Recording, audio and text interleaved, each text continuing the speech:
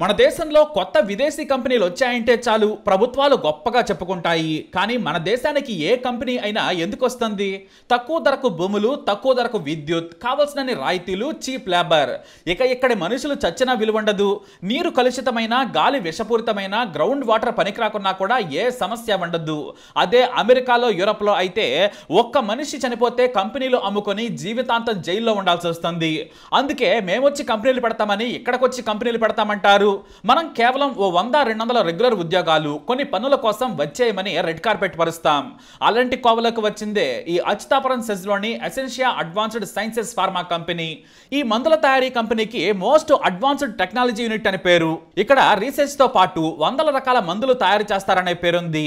ఎందుకంటే ఇది అమెరికాలో మన తెలుగు వాళ్ళు పెట్టిన కంపెనీ. దీని హెడ్ ఆఫీసు అమెరికాలోని కనెక్టికట్ స్టేట్ సౌత్ వెండర్స్ లో ఉంది. అక్కడే global office come research laboratories ఉన్నాయి. ఇక దీని ఫ్రాంచైజీలు కేవలం తెలంగాణలోని హైదరాబాద్, ఏపీలోని విశాఖ అచ్యుతాపురం సెజ్ లో ఉన్నాయి. ఇక్కడ కూడా రీసెర్చ్ అండ్ డెవలప్మెంట్ ల్యాబ్లు ఉన్నాయి. ఈ కంపెనీ 2007లో అమెరికాలోనే ఏర్పాటు చేశారు. కానీ 2016లో అచ్యుతాపురం సెజ్ ప్లేస్ ను తీసుకుని కంపెనీ 200 కోట్ల పెట్టుబడితో ఏర్పాటు చేశారు. మొత్తం 40 ఎకరాల్లో విస్తరించిన ఈ ఎసెన్షియా కంపెనీ బల్క్ డ్రగ్స్ తయారీకి పెట్టింది పేరు. టానిక్లు, డ్రాప్స్ తో పాటు స్పిరిట్ అండ్ సాల్వెంట్స్ తయారు చేస్తారు.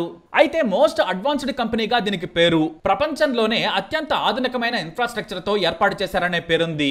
ఈ కంపెనీని ఏర్పాటు చేసింది డాక్టర్ యాదగిరి రెడ్డి పెండ్రి. ఇతను కాకుండా మరో వ్యక్తి కూడా ఈ కంపెనీలో భాగస్వామిగా ఉన్నారు. ఈ కంపెనీ సహ వ్యవస్థాపకుడు కిరణ్ రెడ్డి పెండ్రి. ఈయన business head. Srinivasarao Korada chief financial officer. దీని గ్లోబల్ ఆఫీసు అమెరికాలో ఉంది. అక్కడ తయారు చేసిన ప్రయోగాలను ఇక్కడ మనుషులపై ప్రయోగించి మందులు తయారు చేస్తారనే పేరు కూడా ఉంది. ఈ కంపెనీ ఇప్పుడు విశ్వవ్యాప్తమైంది. మోస్ట్ సక్సెస్ఫుల్ కంపెనీగా పేరు. మరంతా బాగానే ఉంది, కానీ భద్రతని మాత్రం గాలికి వదిలేశారని తేలిపోయింది. మరి అసలు ఏం జరిగిందో చూద్దాం. ఆగస్టు 21న ఈ ఫార్మాసెజ్ లోని ఎసెన్షియా ప్రైవేట్ లిమిటెడ్ కంపెనీలో మధ్యాహ్న సమయం 2 గంటల తర్వాత ఉదయం షిఫ్ట్ వర్కర్స్ వెళ్ళిపోతూ ఉన్నారు. మధ్యాహ్నం షిఫ్ట్ కి వస్తూ ఉన్నారు ఉద్యోగులు. అంతా సందడిగా ఉంది. నవ్వుతూ తర్వాత షిఫ్ట్ లో జాయిన్ అవుతూ ఉన్నారు. ఇంతలో 3వ అంతస్తులోని 500 కిలోల సామర్థ్యం గల రియాక్టర్ ఒక్కసారిగా భారీ శబ్దంతో పేలిపోయింది. బిల్డింగ్ మొత్తం ఒక్కసారిగా వణికిపోయింది. పైకప్పు ఎగిరిపోయి కూలిపోవడంతో ఉద్యోగులు వాటి కింద పడ్డారు. ఇక రియాక్టర్ కు దగ్గరగా ఉన్న వారి మృతదేహాలు మాంసపు ముద్దలుగా విసిరేసినట్లుగా దూరంగా పడ్డాయి. 12 మంది అక్కడికక్కడే చనిపోయారు. 60 మందికి తీవ్ర గాయాలయ్యాయి. మొత్తంగా 18 మంది చనిపోయారు. పెద్ద క్రేన్తో అద్దాలు పగలగొట్టి గాయాలతో ఉన్న కార్మికులను కష్టం మీద కిందకు దించారు. అయితే ఇంత మోడర్న్ కంపెనీ అని చెప్పుకునే కంపెనీ యాజమాన్యం భద్రతను గాలికి వదిలేసి ప్రాణ నష్టానికి కారణమైంది. ఫార్మా కెమికల్ కంపెనీల్లో వరుస ప్రమాదాలకు కారణం రియాక్టర్లే. ఉష్ణోగ్రతలు, ప్రెజర్ గ్రేజ్లు సరిగ్గా పనిచేస్తున్నాయా లేదా అని జాగ్రత్తగా ఉండాలి. ప్రెజర్ ఎక్కువ కాగానే సెన్సార్లు గ్రహించి అలారం మోగేలా వ్యవస్థ ఉండాలి. అది ఉంటే వెంటనే టెంపరేచర్, ప్రెజర్ ను తగ్గించొచ్చు. కానీ మనుషుల ప్రాణాలు పోయినప్పుడే వీటి గురించి ప్రభుత్వాలు మాట్లాడుతాయి. ఆ తర్వాత అంతా కామనే. రాఖీ కట్టించుకున్న అన్న కనిపించడం లేదని అక్కడ ఉన్న ఓ సోదరి ఏడుస్తున్న తీరు అందరినీ కలిచివేసింది. ఒక్కరోజు ఉండన్నయ్యా అంటే ఉండలేదని ఆ సోదరి ఏడుస్తుంటే అంతా కన్నీటి పర్యంతమయ్యారు. సరిగ్గా అప్పుడే మరో సోదరి కన్నీటి కథ కూడా బయటకొచ్చింది. అచ్యుతాపురం ఫార్మా కంపెనీ ప్రమాదంలో 22 ఏళ్ల చర్లపల్లి హారిక చనిపోయింది. ఈమె జీవితం విన్న ప్రతి ఒక్కరూ కన్నీటి పర్యంతమవుతున్నారు. హారిక పేదరికంలో పుట్టింది. చిన్నప్పుడే తండ్రి చనిపోయాడు. ఆమె సోదరుడు ఇంటిని వదిలేసి వెళ్లిపోయాడు. తల్లి అన్నపూర్ణ కష్టపడి కూలి పని చేసి చదివించారు. నానమ్మ ఎంతో ప్రేమగా హారికను పెంచుకుంది. ఇడుపులపాయ IIITలో కెమికల్ ఇంజనీరింగ్ పూర్తి చేసింది. సరిగ్గా 8 నెలల క్రితం ఇదే కంపెనీలో ఉద్యోగం రావడంతో ఎంతో సంతోషించింది. చిన్నప్పటి కష్టాలన్నీ తీరాయనుకుంది. అమ్మను, నానమ్మను ప్రేమగా చూసుకోవాలనుకుంది. బాగా కష్టపడి చదువుకొని ఇక కుటుంబానికి తోడుగా ఉండాలనుకుంది. ఉంటుంది కూడా. సరిగ్గా రాఖీ రోజున తన పెదనాన్న కొడుకుకు రాఖీ కట్టింది. అన్న ఆశీస్సులు కూడా తీసుకుంది. తనకు చిన్నప్పటి నుంచి తెలిసిన అన్నయ్యను ఎంతో ప్రేమగా అభిమానించేది. అన్నయ్య కూడా సోదరిపై ఎంతో అభిమానం చూపించాడు.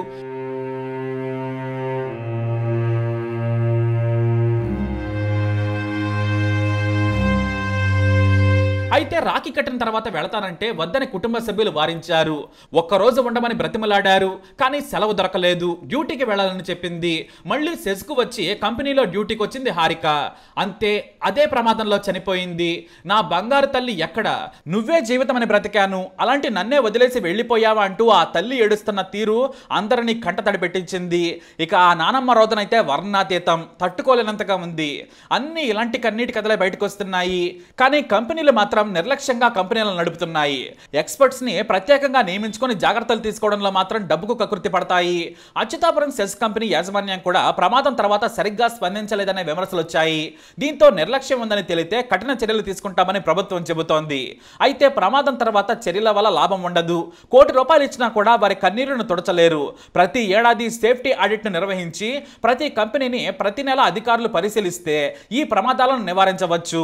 అయితే ఇది అమెరికా కంపెనీ. ఇక్కడే ఎందుకు పెట్టారంటే కారణం చాలా సింపుల్. ఇంత నీచంగా కంపెనీని నడిపి 18 మందికి చావుకు కారణమైతే అమెరికాలో ఆస్తులు అమ్ముకున్న నష్టపరిహారం కట్టలేరు. ఇక ఆ తర్వాత 3 జన్మలు జైలుకెళ్ళాలి. అందుకే భారత్ సహా ఆసియా, ఆఫ్రికాలోని పేద దేశాల్లో కంపెనీలను ఏర్పాటు చేసి వేల కోట్లు దండుకుంటారు. ఉద్యోగాలు ఇస్తామనే సాగుతో ఫ్రీగా భూమి, నీరు, కరెంటు దొరుకుతుంది. సకల సదుపాయాలు ఉచితం. అదే అమెరికాలో వేల కోట్లు పెట్టి కంపెనీని ఏర్పాటు చేయాలి. ఇక్కడ డెడ్ చీప్ గా 200 కోట్లతో కంపెనీ పెట్టారు. చీప్ లేబర్ దొరుకుతుంది. అదే అమెరికాలో అయితే దాదాపుగా 1000 కోట్లు పోయాలి. రూల్స్ బ్రేక్ చేస్తే కంపెనీ ఒక్క రోజులో సీజ్ చేస్తారు. జైలు తప్పదు. ఆ కారణంతోనే ఇక్కడ మేము మిమ్మల్ని ఉద్ధరిస్తామని వచ్చి ప్రాణాలు తీస్తాయి ఈ కంపెనీలు. ఇక అమెరికాలో తెగ సంపాదించిన తెలుగు వారే ఇక్కడ కంపెనీని ఏర్పాటు చేశారు. డబ్బులు సంపాదించుకుంటున్నారు కానీ ఉద్యోగుల ప్రాణాలను మాత్రం గాలికి వదిలేశారు. మరి ఇదే గాని అమెరికాలో జరుగుంటే వాళ్ళ జీవితమే నాశనమయ్యేది. కానీ ఇప్పుడు చూడండి, ప్రాణానికి విలువ లేనట్లుగా వ్యవహరించారనే విమర్శ వస్తుంది.